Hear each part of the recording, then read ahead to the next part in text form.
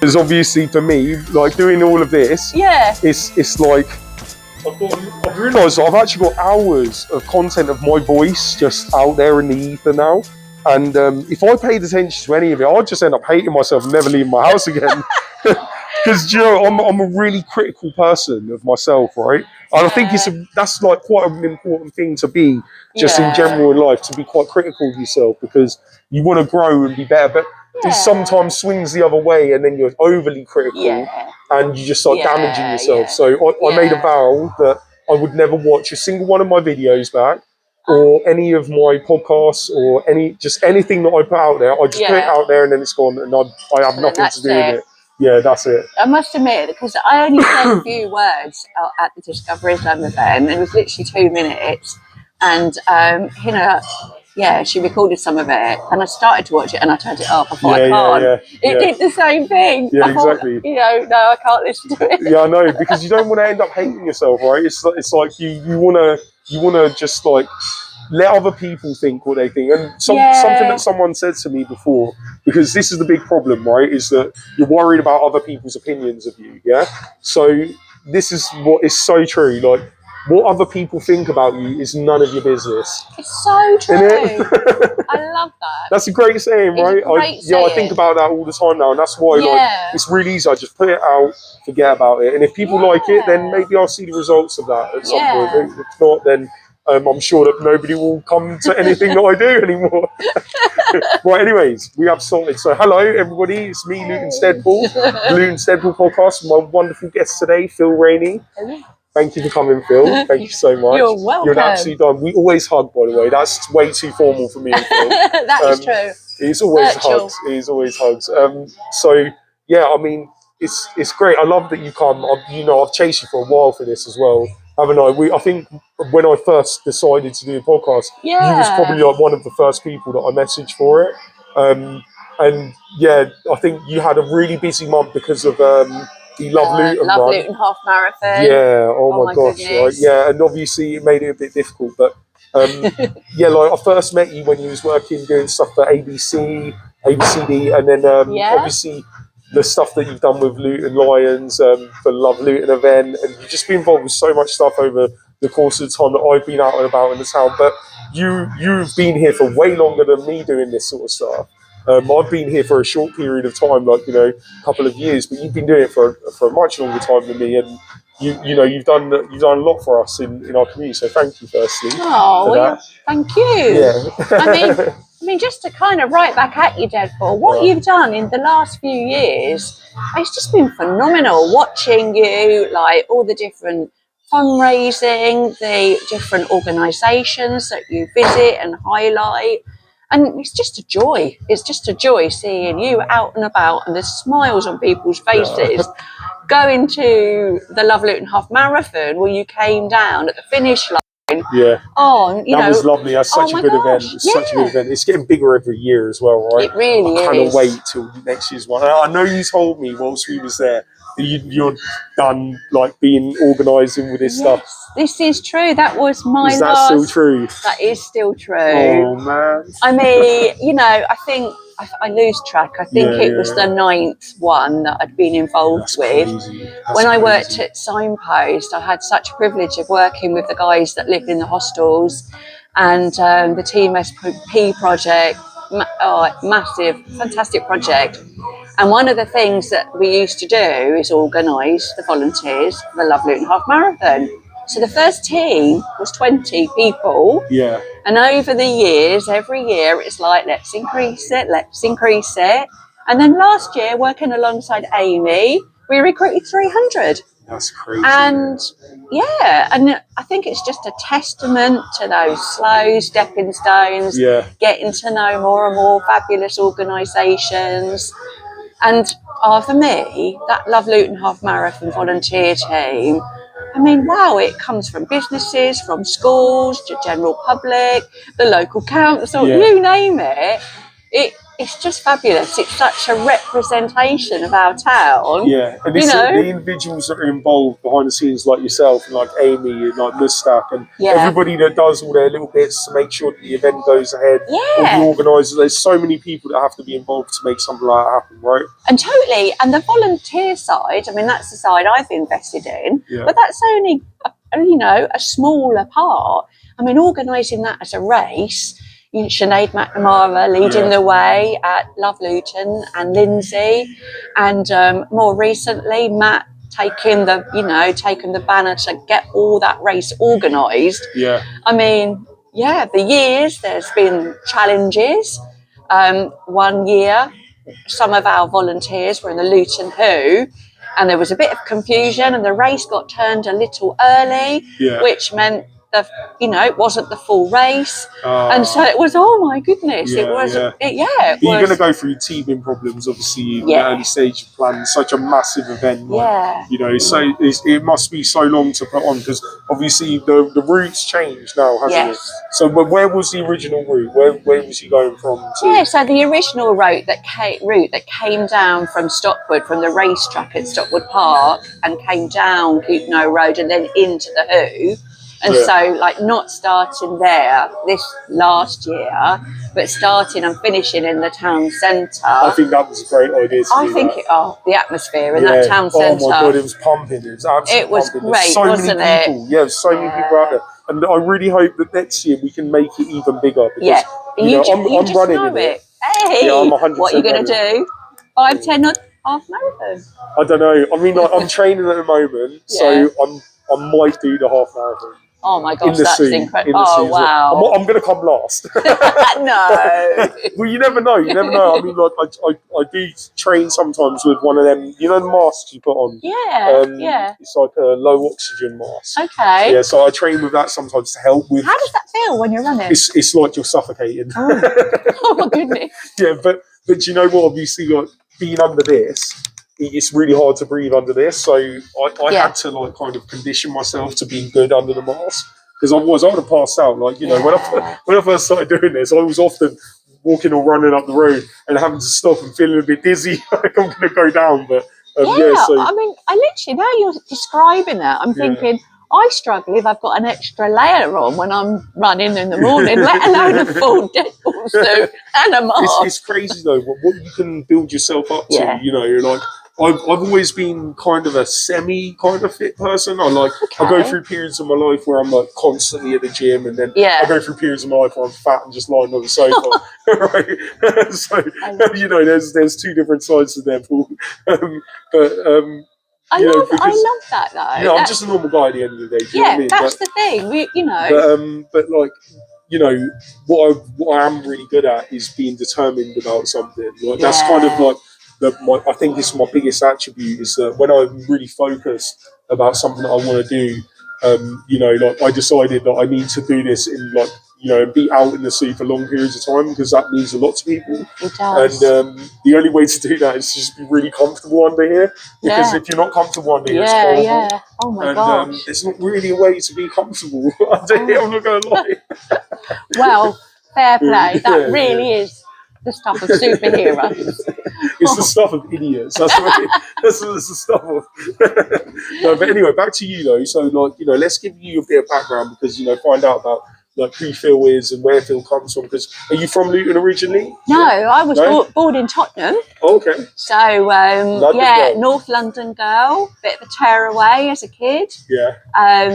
My mum and dad split up quite when I was only 4. Yeah. So that kind of ended up with a bit of a life in Tottenham and a bit of a life in Whipsnade, where my dad ended up, and then kind of fast forwarding through the childhood. By the time I was about 23, my family had all moved on, and things had changed, but I'd stayed in Luton. So I've been in Luton a long time now. Now I'm claiming that I am Lutonian. I think you can claim it more than people. Most people that have been born here, trust me, you easily get. But let's go back, because I want to find out about little Phyl. Oh my goodness. She must be a really interesting girl, because I know older Phyl now, who's a really interesting girl, and she does so much for for people. You care so much. I mean, first time that we met, I just instantly fell in love with you. You're just such an amazing person. You really gave me a lot of ideas because you were the first person that I met with who was like part of an organisation that was doing good in the town. So I wanted to get advice from you, if you remember, about like what I wanted to do and stuff. And you really helped me. Like you really helped shape my ideas. So this lady's very important. So I want to know, when you was like a little girl, what were your favourite things to do? So when I was a little girl, we're talking about born in 1961. So, the 60s. So we were kids that just played out in Tottenham, roamed free, had fun. And, the freedom I think that we had as children, as opposed to children today. We used to get up in the morning, have our breakfast and clear off. If we weren't at school, clear off for the day. And, just spent a lot of time really enjoying, just doing the things that we wanted to do, fishing for tadpoles, just, playing games. So, those early years, that was really fun. My mum and dad weren't together. My mum didn't have an easy time. But God love her, we didn't really know that. I can look back now and just understand how tough it would have been for her, the levels of poverty that she would have experienced. But I think I'm so inspired that we got such a fun childhood. And didn't feel that weight of poverty. I mean, one of my favourite things I used to love to do, she just used to get us loads of old clothes, and we just, like cut them up and like sew them, and we like put these outfits on, and we literally go out. I mean, we must have looked dreadful. I mean, literally, can you imagine what a 9-year-old is like created? We'd go up at the shops with it. It was brilliant. And things like we walked miles, no money, so you walk a lot. But we went to different parks. One park that I recently looked up actually, because I thought, where was it? So we lived in Tottenham, and it was called Bruce Castle Park. And when you got there, you could hire bicycles, and it was like a mini town. So they had like, roads and traffic lights. And so my mum would sit down with a book, and we spend all day like just riding these bicycles and like having like, really nice time. Oh, that sounds so sweet. So childhood, although sounds there would like have been really free and just like crazy, definitely. like creative, imaginative time. That makes a lot of sense, because like you still kind of have that as well. I can see that in you. That in the energy that you have for things. It's like it's obviously drawing from that sort of an experience as a kid. Because I think that when you're a kid, like how you sort of interact with the world then, I think that really shapes who you become as an adult. Do you know what I mean? That's really interesting, Deadpool, because yes, you're absolutely right. We did have a lot of freedom, and as an adult, I need that freedom. Yeah, I bet you're a rebel when people don't let you have it as well. You are right, and I don't. I can't be constrained. I need to kind of be free. And then that's where I'm at my happiest. When I'm, involved with, different people, and I love it when a group of people sit down together with an idea, and everyone's chucking their, their shape of it and their version, and somehow this thing gets created, that didn't exist before. And fabulous. Oh, that's wicked. So, like, as you move forward, then in the high school sort of age, what was you like? Because again, I imagine you're quite rebellious now, like wanting to really test the limits of things. It got a bit tricky. Bit of a scientist in the making, maybe. Maybe not. Maybe not a scientist, though. No, it got a bit tricky because between the comings and goings between my mum and my dad, the kind of two worlds started to collide. So my dad grew a business and ended up quite wealthy. My mum was quite poor. And so when I was with my dad, I kind of lived in one world. And when I lived with my mum, I lived in another. So when I lived with my dad, I did get, I went to Bedford High School for girls for a couple of years. but it didn't work well. I think they probably asked my dad to see if I wanted to leave because, you know, lots of rules and lots of structure.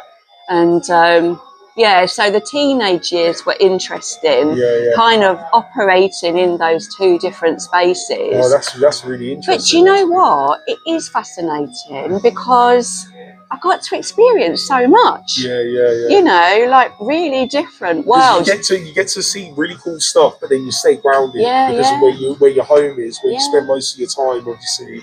And just meet that's really different people from different walks of life, and get to know them as who they were, and you know, feel comfortable to have those conversations. Because I suppose if you when it comes to class and stuff, class is like it is what a really important thing in a way. It shouldn't be, but it is in terms of the way that people interact with each other, especially if they don't interact with people outside their class.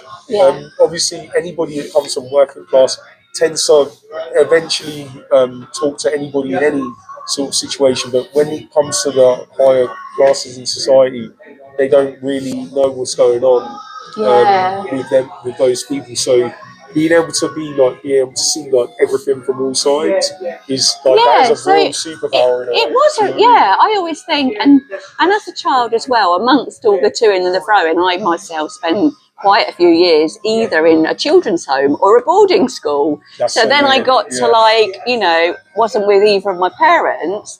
So either kind of, you know, in those early 70s children's homes, which were big. I think I was in one called Northall Place near Potter's Bar, and I think there's about 100 kids there, and we lived in 3 different groups. Memories of that place, awesome. You know, staff that I still remember their names. I remember Mary Wells reading us The Secret Garden every night, you know, before we went to bed. And yet again, so, you know, that experience of being in care as a child, that, you know, I think I could easily talk to you and tell you about all the things that weren't so good.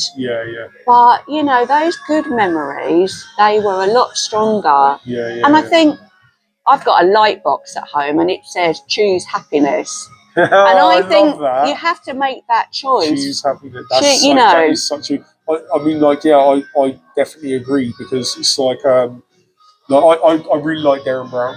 Right, I absolutely love Darren Brown. You know who Darren Brown is, right? No, who's Darren Brown? Darren Brown. No, he's a how can I describe him? He's not like a magician. He's not exactly a magician, but he's like like an illusionist. Yeah, I guess. Oh my gosh, it's so hard when someone doesn't know who you're talking about.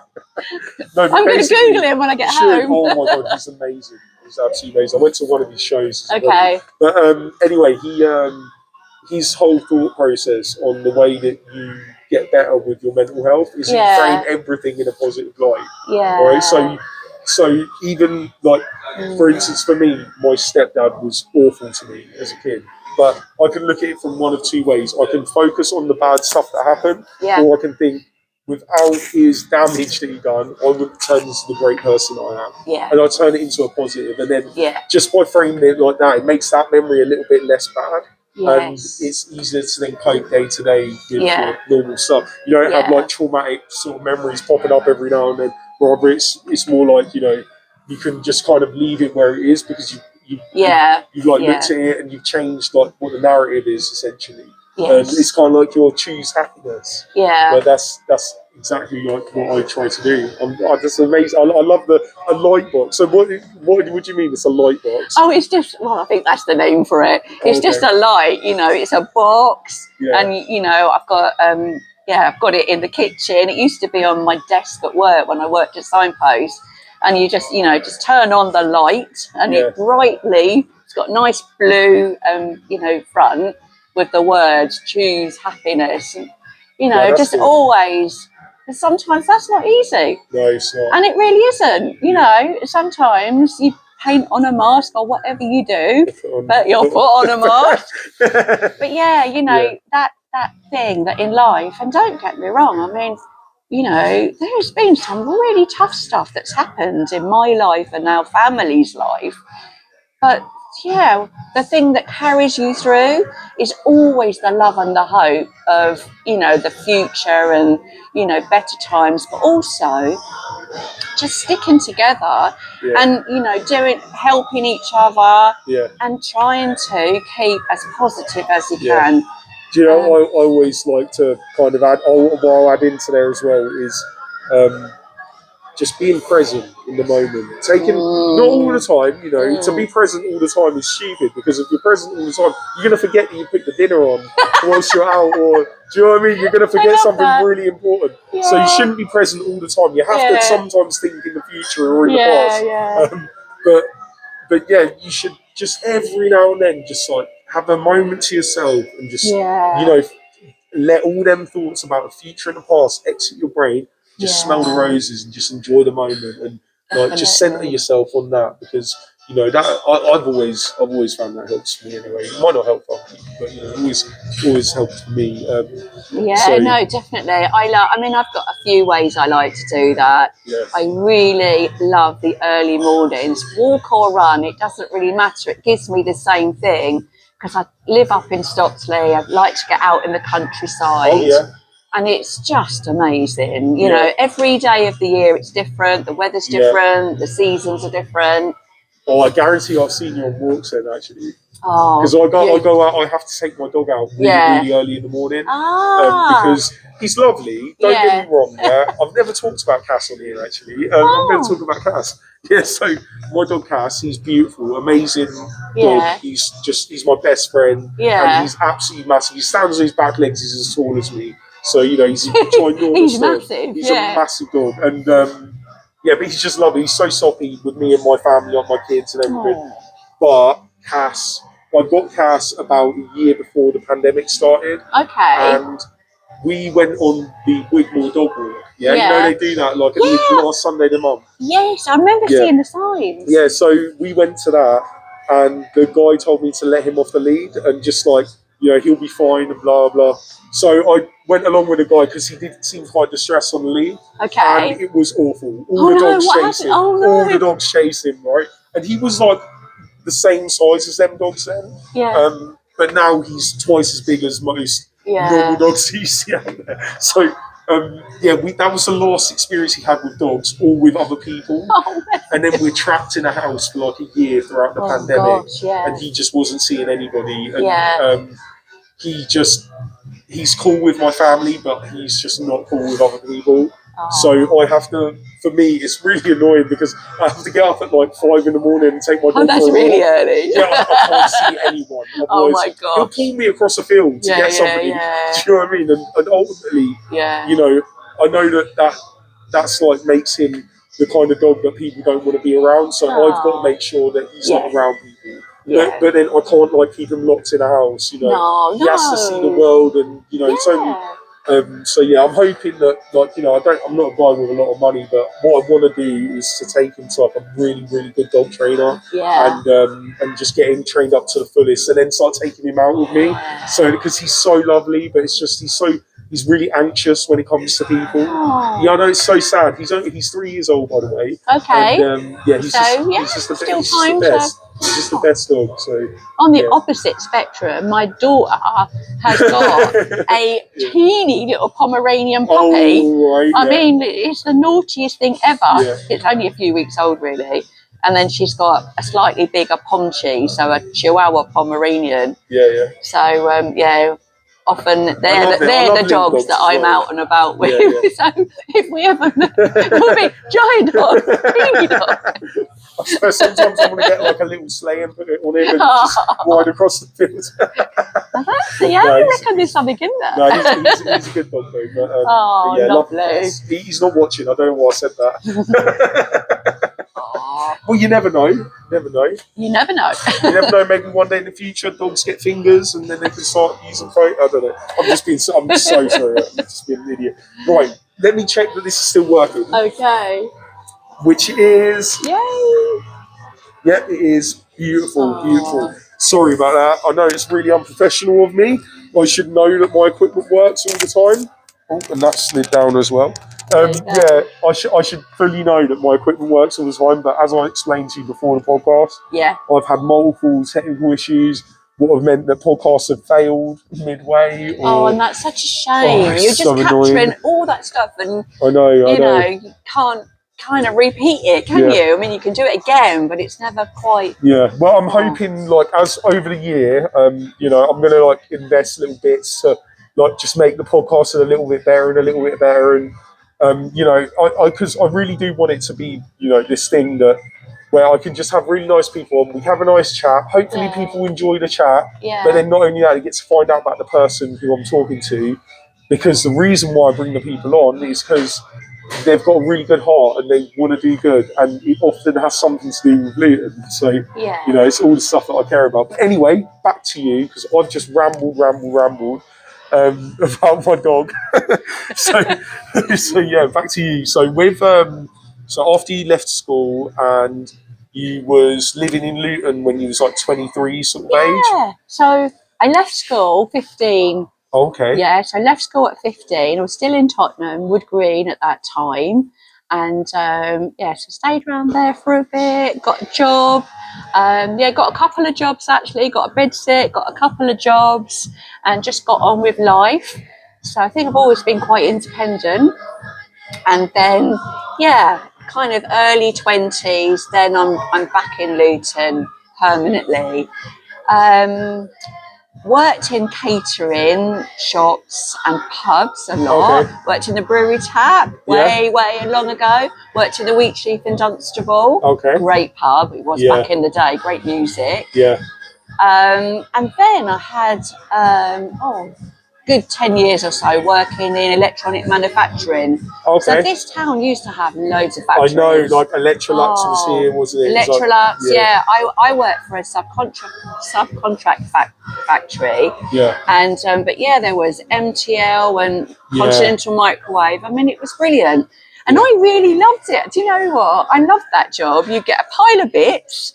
And you'd make something. Yeah, that's great. We make circuit boards, or we made the boxes that the AA and the RAC used to have in their vehicles to start the cars when they broke down. And, a lot of good years working on those factory lines. Now, get this. So when I first started, I used to smoke a lot. Yeah. And we used to be sitting there at our desk, ashtray on the table, radio on, working. Goodness me, hasn't the world changed? I know, that's crazy. Literally, I can't believe it. But it was brilliant. There was, lots of people, just normal working class people. We would all work. We would, get our targets done, make the products, But equally, we talked and we kind of shared lives through that process. Yeah. If I jump back, kind of, to about 5 or 6 years ago, I went and did some temporary work in a factory that I used to work for. Just ended up needing some work for a while, and I couldn't believe how things had changed. Yeah, it was no one's talking anymore. I mean, do you know what? I went and worked. My last job I was an electrical engineer.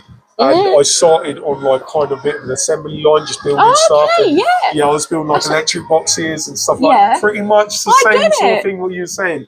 And do you know what? We had it quite good in this company because they made sure that everybody was kind of together and it was like a thing. Like they really like engineered it to kind of be like that in a way. Good. But yeah, it was. I get exactly what you're saying because you spend like 8, 9, 10 hours of the day with these people, and you just end up getting to know everything about them. You spend more time with them than they do with their families, and then you're all doing the same thing, and it's like I don't know, there's something really special about that, and like creating like bonds with people. That's it. When people get married, or when they had kids, or just life. What was on Corrie last night? What was the football doing? You're in this kind of world that you're all just sharing everyday life. Yeah, fabulous. Yeah, no, I mean, like one of my best friends forever is from that job. Like where we just sort of we got to know each other through there, and we actually got to know each other better once I quit the job. But yeah, it wouldn't have been possible without like getting to know him first through them just long days of, because you know it's quite monotonous sometimes doing when you've got like an order of 60 things to build and it's the same thing over and over again. Oh, it does your head in. But, but yeah, like no, eventually I moved from that to doing more like actual like electrical work. So I was like an assembly builder, but then I moved into being an electrician, I guess. It's not really electrician though. It was like I can't really say too much about what it was actually, but well, for security reasons. I was definitely never moved into being an electrician, but I have a funny story that so when I worked in the factories, you got a drawing and you just followed it. So I understood how to follow drawings and to build things.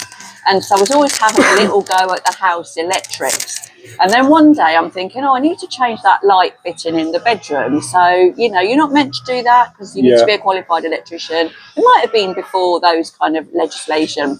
So I take the fitting down, I've turned the fuse box off, and I've got me masking tape and I've masked up all the wires, 1, 2, 3, and I've looked at the fitting, you know, understood it as I thought, and then I fitted the new one, 1, 2, 3, on, and then I went downstairs, flicked that switch, boom! I am not joking. I honestly thought, what on earth? So everything's gone. So the electrician that, you know, we use, Dean, lived around the corner. I'm like, Dean, help, I've done something.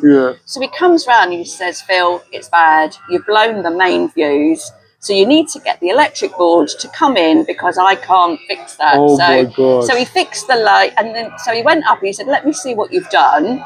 And he said, what you've done, you might think was correct, but you've mirrored it. So your new fitting is the opposite reverse to the one you've taken down. So you put every wire in the wrong way, which is why you blew the main fuse. So anyway, obviously that was, you know, get them out and pay that. And then my poor husband comes home, the house is in darkness, and I'm like, I'm really sorry. He's like, please, can you stop messing? Can you just stop? So no more electric for Phil. That is actually hilarious. He's not even angry. He's more just begging you. Absolutely, just like, please, just stop. Oh, that is hilarious. Oh my God. To be fair, you know, talking about my husband, he's amazing because of all the years I've been, you know, doing community-based work with fabulous people. You're out there, whether or not you're picking up litter or being at festivals, but you're out there and volunteering. And he's been such a massive support over the many, many years, giving up thousands of hours, helping me, you know, load cars and unpack and shift. And so when I said to him, this is going to be the last year organising the big, you know, the big team at the Love Luton Half Marathon. So I said, you can go into retirement. He's like, yes. But I mean, you know, I still like to volunteer. So I know that we're not going to lose you. To be honest, it's been such a privilege to meet and get to know so many fabulous people. Yeah, of course. But to maybe go, like when we did with Karen at Tesco's. Yeah, that was amazing. That was so much fun. Oh, that was so much fun. Go and volunteer for someone for a bit here and there and have fun. Well, I'm always happy for you to be there volunteering if I'm there because it's always 10 times more fun if Phil's there. Do you know what? That's not just me talking. Anybody that I talk to about you instantly says the same thing. It's like, you know, it's just that you've got this such lovely, positive, kind energy about you that everything's just genuine. You're not doing it for any other reason. You just want to help, and you're just bloody lovely. And then it's like, oh my goodness, no, it's seriously true, you know. And like that's why when you said that you weren't doing it anymore, I was really upset at first because I was like, I just want you to be a part of it, but knowing that you're still gonna appear here and there, that's more than enough for me.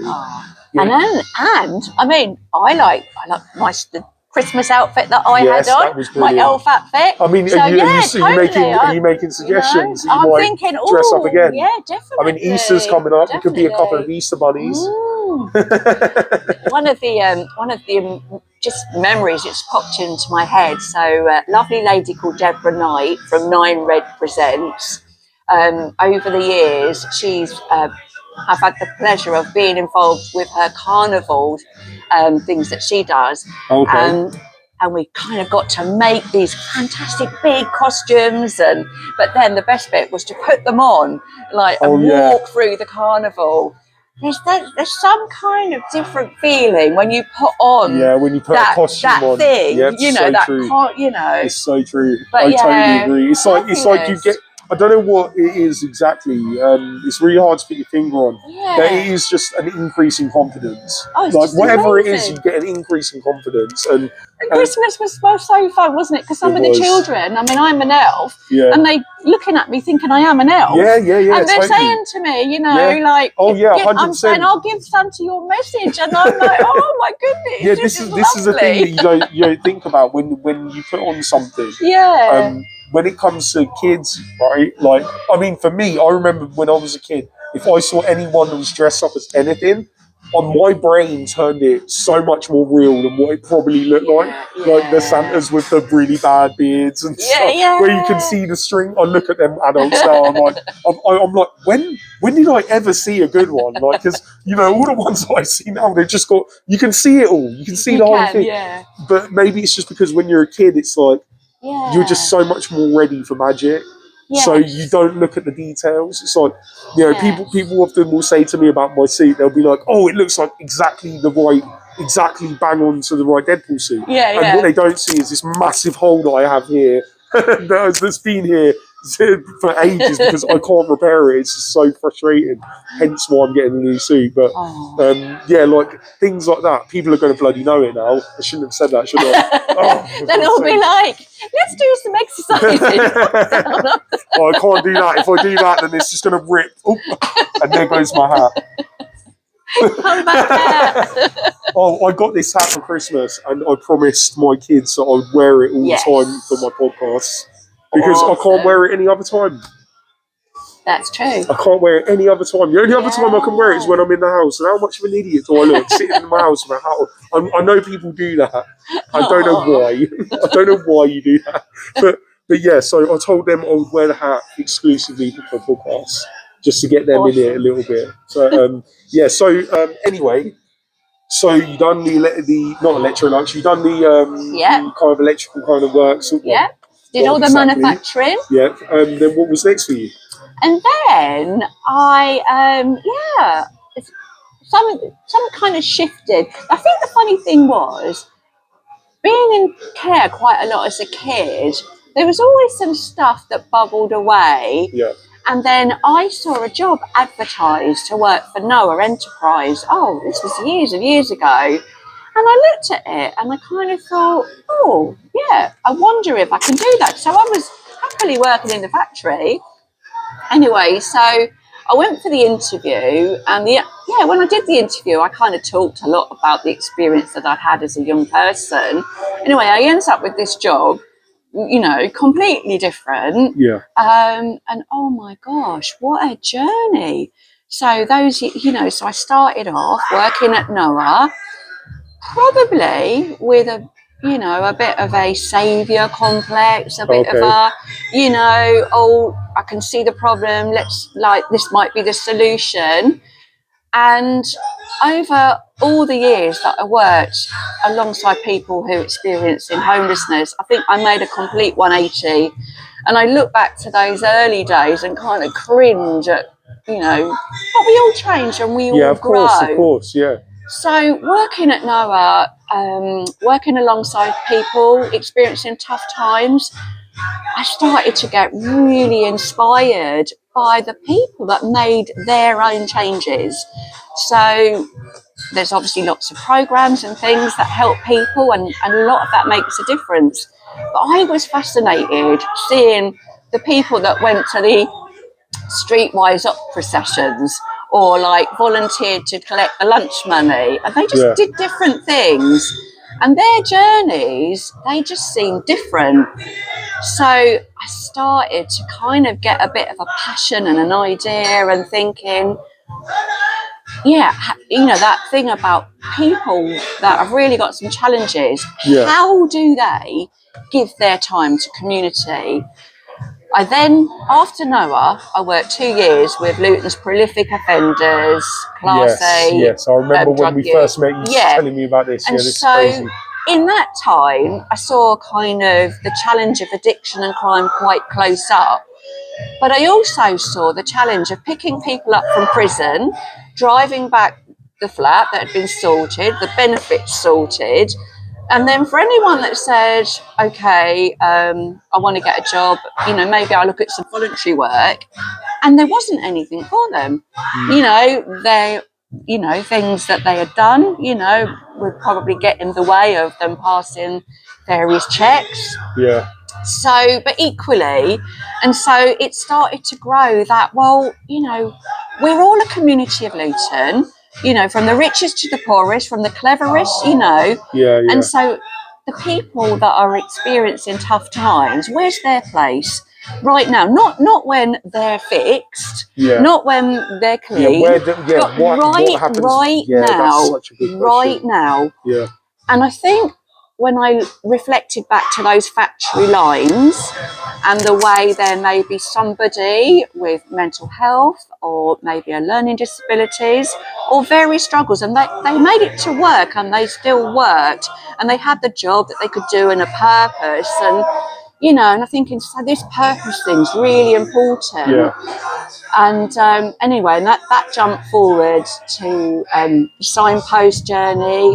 Kevin Porter, who was the CEO at the time, you know, went to him with this kind of seed of an idea about could we create something that the people that lived in the hostels, the people that were homeless, would actually contribute something so brilliant that they could do it right there, right now. And actually, when it was successful, there'd be a waiting list for them, for their time. Yeah. And that was the journey of the Team SP project. Was about a 10-year journey from a small group of people sitting around a room saying what's going to be its name and what's going to be its ethos. Yeah. So I never forget someone saying in the group, well, you know, we've done a lot of bad things. We need to pay society back. And I'm like, forget that. You've also done a lot of good things and you've got a lot of skills. So forget that. Let's just do something you want to do. Let's adopt that under promise and over deliver. Yeah. And actually just be who you are, forget the rubbish stuff, and and be proud. And so it began. And over those many years, oh my goodness, you know, so many of the people, the ladies and the gentlemen, to see their lives where they were at that time, you know, the ones that got married, had kids, you know, went back to work, just did amazing things. Yeah. So you bump into people all over town. And but that journey of that Team SP journey, it was just incredible. And so they litter picked, they cleared up green spaces, they marshalled up festivals, and we had so much fun. That's so good, man. Every time Luton it proves the point that, you know, that they're not spent. No. You know what I mean? And I think I got that when I worked at Noah, and I could see people of all the decades. And I used to tell a story of a guy in his 70s that changed his life. And I had a story for every decade. When people would say, "Oh, it's too late, it's too far," I'd like, "No, let me tell you about this person. Yeah. Let me tell you a story about this person." Someone who you actually know, and you can actually show. Yeah. And so you just knew that at any stage of life, anything is possible. Yeah. And then to have the privilege of actually seeing all that happen and being a part of journeys and walking alongside, I mean, oh my gosh, what a privilege. Yeah. And I think for me, you know, you talk about that energy that I have. I feel that energy inside me, and I honestly believe anything is possible.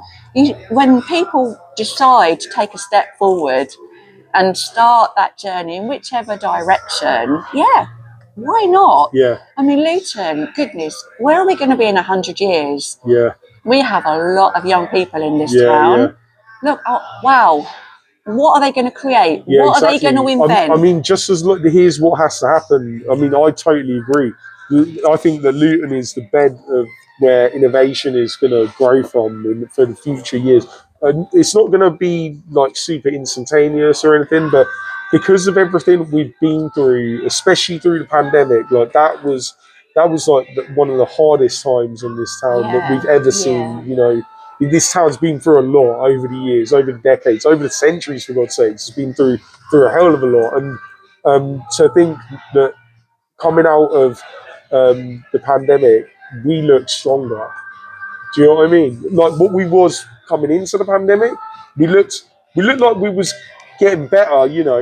We was definitely getting better, but the progress was like kind of a bit slow and steady, and it was definitely all working. But then the pandemic hit, and it was like it made every single person that was doing the good work before have to do 10 times more because we needed it, you know. Oh my gosh. Wouldn't have survived without it. And didn't people, I mean, look at the leaders in this town. Yeah. You know, I mean, Discover Islam and Community Interest Luton, and so many organisations, you know, the Luton Food Bank, Level Trust. I mean, goodness, people. They really came out and helped, awesome. Yeah, you know, there's too many to even name. Do you know what I mean? I always feel really bad because when I make a video of like you know in my last year's like whole year video, I tried to tag everyone that I could that has done something either for me or for the town that I've been kind of involved with them people, or just people who I'm inspired by and I wanted to put in. Yeah, and I definitely left people out because I, by the end of it there was like hundreds of tags that I'd done, and I was trying to be like, I was trying to go through and be like, who have I forgotten? Who have I forgotten? And it's just really hard to remember all the time. And isn't that amazing? Yeah, that's all of shows, that. You know, when you're like the town creating something, all of that's going in and kind of. And that's not that's not the government coming here and doing that for us. That's not. That's what people were waiting for. That's the people that aren't currently part of this grand movement that we have going in Luton. Them people aren't aware of like the impact you can have as just one person. Absolutely. Because we've been told for such a long time that as one person you cannot do anything. Like, you know, we've heard stories of people who have rose up and as one person and they've created a movement, that, you know, to make an everyday person believe that, you really need to show them that it's possible, because if there's no proof in the pudding, nobody's going to try and follow that example. Do you know what I mean? Because people are very clever and they're very cautious, right? If you see someone try something and they fail, then it makes you more hesitant to do it. Yeah. If you see someone try something and they succeed, you're like, man, maybe I can do that as well. Then maybe not in the same way, but maybe I can do something that, like, you know, it might be that you want to set up a loneliness club, right, for people who, you know, older people that maybe don't have many people in their lives anymore, and or like me and my friend, we was talking recently about essentially setting up like a men's sort of talking group. Oh yeah. So where men can come and just we sit down, we just chat to each other. We was sort of having a bit of a conversation about that, and I said to him, you know, if this is something that you believe in, you got to just go and do it. You know, he came to me with the idea, so I know for him it's like, if I can come and like do that, but it's not going to have the same effect as the person that comes up with the idea. Do you know what I mean? So I think sometimes we're a bit scared as well to take on an idea, because it is always a risk. Like, you know, when I first started going out, I was so scared that nobody was going to donate to the bucket, because I was like, I don't want to put all this time in and come away with nothing for kids. Yeah. But obviously, I did come away with like experiences for kids that came to see me. So it was kind of worked in a way, but in an unexpected town way. loves you, Deadpool. I mean, it's just amazing. Like to see all the faces, all the different things, just the memory. I repeat, at that half marathon, people were like, It was so funny. And it was high five. And it wasn't just the kids. Yeah, no, it was the adults, the women, the men. You would not believe it. Out of the two, it's the adults that get more crazy about this than the kids. The kids are actually reasonably cool about it. Yeah. Because they're like, oh, it's a superhero. Yeah, I see them all the time. Yeah. Like, they're watching TV or they're on YouTube or TikTok or whatever. They see crazy stuff all the time. Yeah. For an adult, you don't expect to see this wherever you go. Do you know? I guess with kids, they expect to see weirdness because they look at it on their phone all the time. Do you know what I mean? Yeah. So for them, they're not as bothered as the adults. Like I was walking. It's every time that I go out, I've got a new thing that's happened with regards to like someone being freaked out by me, which is really funny. So I walk past people, right? And I'm quite a fast walker, so I tend to I have to go around people. Okay. And I love it. I love just going around someone and be like, oh, sorry, excuse me. And they're like, oh yeah, no problem. What the hell is that? It's the best thing. And I just walk off casual as hell and I don't say anything. About it, but it's wicked. Like with adults, you can mess with them. I don't mess with the kids, because obviously I don't want to. I could potentially be terrifying to a child, so I don't make kids jump or do anything like that. But I love doing it to adults. Oh my god! Like I was walking through town before, and I could hear this group of kids behind me. My kids are like teenagers, like older teenagers. Yeah. And I can hear them like talking. Oh my god, it's that Luton's Deadpool, talking like this, and it's really weird when I hear people talking like that. So then I walk and I just quickly go around the corner and I just wait, and then they come out and I'm like this. Oh, that's brilliant! It was so funny. They looked like they literally like jumped out of their skins and ran down the road and left their skin on the floor. But no, it was probably a little bit mean. Would have been a memory. But do you know what? Some of the funniest things are a little bit mean as well. It has to be. You have to tread a very fine line between being a horrible person and being funny. Do you know what I mean? It's kind of where comedy sits in a way. I don't know. That's maybe just my opinion. But yeah. What was I going to ask you about next? Try and get out of the hole that I've just done for myself. Now people are going to be saying, like, oh, Deadpool's horrible. He scares kids. He scares teenagers. So obviously you've done the offenders thing. Yeah. Right. What had a fabulous time working at Signpost. Yeah. And then... Is that when it's kind of led you to all the volunteer sort of stuff? Well, the volunteer, it all kind of was woven through those years. I think the years working in the community with Signpost and the Team SP team, just got to know so many people. I mean, I keep using that word privilege, but it really is. Yeah. Got to know so many people of all different parts of our town. And then, and then I was kind of trying to figure out what comes beyond, and almost like heading into that semi-retirement phase. I worked really hard for a really long time and a lot of hours. And to be honest, I was quite absent from my own family, for good chunks of time. So now I've got a part-time job, which I love. I just work 22 hours a week. Oh, that's nice. Which gives me loads of my own time. But you still got a little bit of structure there, so you've got something to do. And I need that for my mental health. 100%. I'm a doer. I'm a person that needs to do. So I've got my job. My son now lives in Ireland with his wife and my grandson. Whereabouts in Ireland? So they live in Baileyborough, which is near Cavan Town. Well, what sort of, like, draw a map of Ireland here. This is the north bit, this is the south bit. Whereabouts is that? They are in the south, about an hour to Dublin. Oh, okay. Yeah. No, I'm going to Limerick on Friday. Oh. Yeah, I'm going to go see my a friend that I've recently made through Twitter and stuff, and he won a competition. Yeah. So I'm flying to Ireland to do a podcast with him. Oh, fantastic! So my picture with the king, It's John. I'm taking it off. Sorry, kids.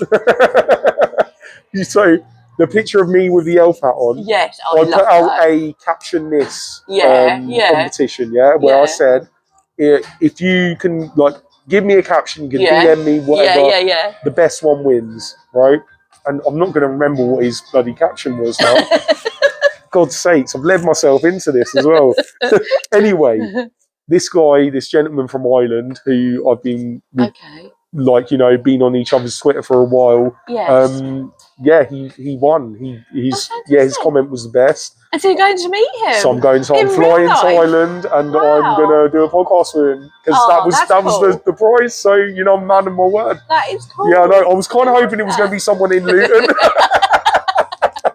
I'm not going to lie. Australia. I literally was like, I didn't even think about like what it meant for me to say. Yeah. Whoever wins gets on the podcast. That's brilliant. And then bloody Irish guy won it. Yeah. But yeah, it's going to be great. Ireland's great, so I'm looking forward to. Yeah, I must admit, I love it when I go over where my son and when they live. It's very rural. Yeah. It's everyone knows everybody. They know everything about everybody. Yeah. It's lovely, and so I've got that, and my daughter and her husband, and then I have more time to kind of just do different things with different organisations, which is an absolute joy.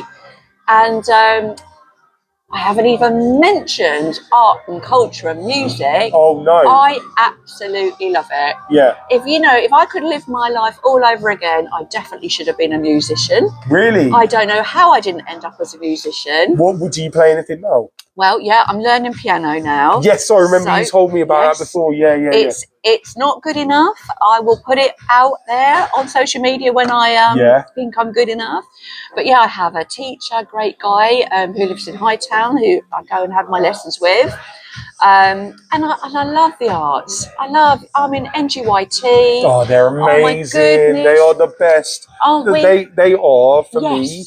I don't want to upset too many people here, but for me, they are one of the best children's activity. People. Like, what do you even call them? Just they're magic. They're just pure magic. David and Laura, Lauren, everybody there at NGYT is insanely talented, and the time that they put out for kids, oh my gosh! I'm going to make this my clip actually for them, because you know what, they need more love from this town, because they've had it really good so far, but I think that what they really, really, really need is they need their own spot.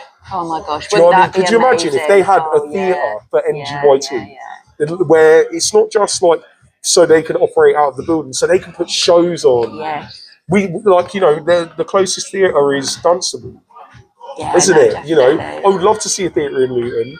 And I would love to see a youth-led theatre in Luton. That would be insane. So, and the Bear Club lives. Oh yeah, and the Bear Club's back as well. Oh my gosh! And Cole Brown is the manager. He's going to manage. Oh no! I bumped into him. Oh, that is amazing. When I saw the news of that, I was like, "That is insane."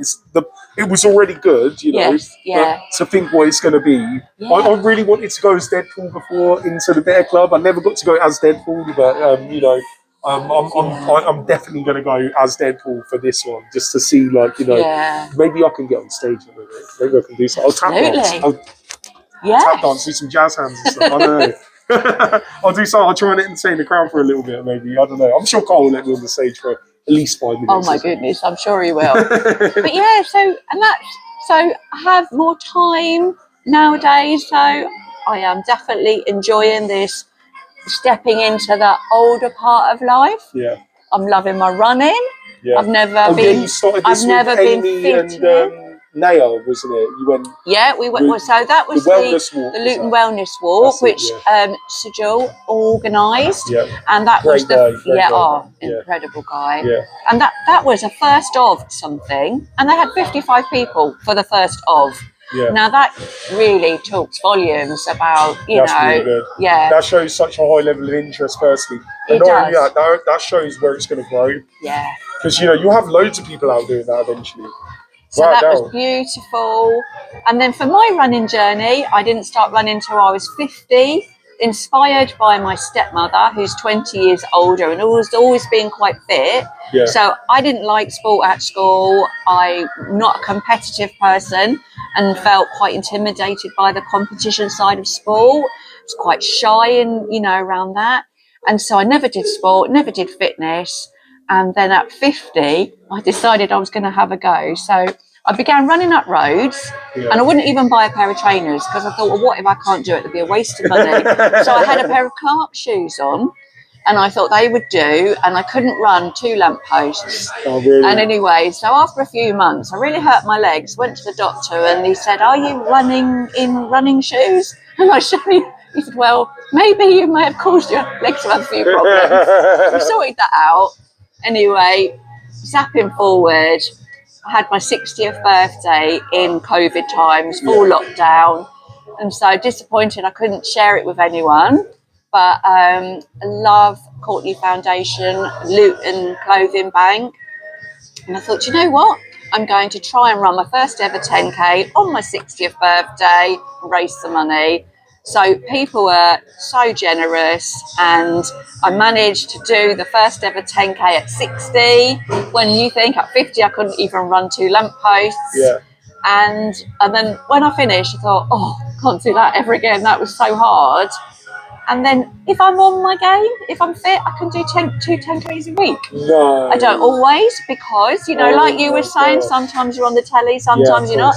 Same as. Sometimes I'm on my game, sometimes I'm not. Yeah, that's okay, sometimes isn't it? I'm It's like, fine to be like that. Yeah. You know. I think that, you know, with some people, they are just, that's all they urge all the time, is to be in the gym, to be working out. They want to do it every day, and I'm just not like that. You know, I like to be snugly and warm on the sofa. Oh, nice. I've got an Udi thing, yeah, right, as well. So I literally just I turn into a nugget. I just put myself in, and I'm just like this, and I just go on my side, and I'm so happy and warm, and I just want people to put chocolate in my mouth. Oh, if I just move that again, I swear to God, this is doing my head in. But yeah, so and do you know what? I think that it's equally important to make yourself happy as well as to work hard. You shouldn't be just going for it all the time if you've got the mindset that doesn't make you feel comfortable. Do you know what I mean? Yeah. Although I do highly recommend people to get into fitness and exercise, because it's great for your mental health, but also you've got to be able to take time for yourself, and just relax every now and then, and just put your feet up and say, I'm doing nothing. Took me a long time to get my head around that one. Really? You know, I think I am a born doer, and I think for a lot of years I defined myself by the doing, and I think I kind of got lost a bit on the way in the not doing, the stopping, and the being, just being, and just a balance to life. So it took me a long time, but I am really good at it now. So tell me then, let's wrap this all up, right? And then we can get back off to our respective families, because, you know, my missus goes mental at me for being away all the time. I can imagine. Do you know what I'm saying? But yeah, so what are you planning for next then? What's this year? What's the year of 2023 hold for Phyl? What do you want to do? 2023. I'm trying really hard to practice my piano every day, and I really, really want to improve those skills. Really important to me. There's a lot of personal investment in that. I'm really looking forward to a lot more family time, just my close family, just enjoying those really special moments, and really, interested to see between the next 12 months, you know, where will I volunteer? Where will I, spend other time? It's so exciting. Well, hopefully you're going to do something with me. Yeah, we'll definitely have to do that. With me. You should come out with me and put a costume on. I will. What do you reckon? I will, definitely. Yeah? Okay, cool. We'll talk about it after. But, you know, things like, I was sitting in bed this morning looking at Twitter, and they put out this thing about, testing the dart. And I'm like, oh, do you know what? I'll volunteer for one of those days. Oh, yeah. I quite fancy that. That's the luxury I have. Yeah. That's the luxury of having to be like, oh, what do I want to do today? Spontaneous. And if there's something that comes up and I can just do it, I think, I'm really looking forward to reflecting back at all of those things, those experiences that hopefully I will be up to in 2023. Wonderful. Well, thank you so much, Phyl. You have been an absolutely wonderful guest, and I didn't even question it for 1 second because I knew it from the first moment I met you. And I know that although you may not be getting involved with the organising and stuff, I know you've still got so much more to give this town, and I can't wait to see what we're going to do together and what you're going to do as well. And I can't wait to see your piano. Seriously, I can't wait. I'm really eagerly listening because I used to play myself as well, but I was rubbish. Oh no, I was really bad. I picked up the guitar instead, but I'm pretty rubbish on that as well. But I hope to hear your stuff. So but thank you so much, and we'll see you again soon. All right, see you later, everybody. Love you, Luton. Bye. All right, thank you so much.